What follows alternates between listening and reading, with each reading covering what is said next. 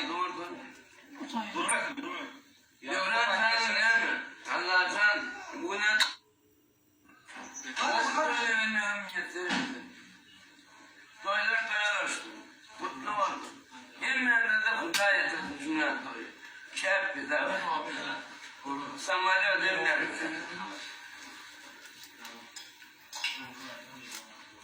Ortalayla oturuyor. Gel nasıl geldi bu? Bu kapı. Hadi Devran. Nur'un çıktı Nur'u. Devran. Anam dedim çok yedin hadi.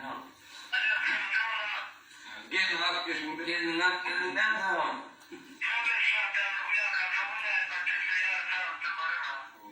Tamam ama gelin. Ya benim de bakmayın boşunu yedin. Anladın mı? Armağan falan boşunu yiyecek.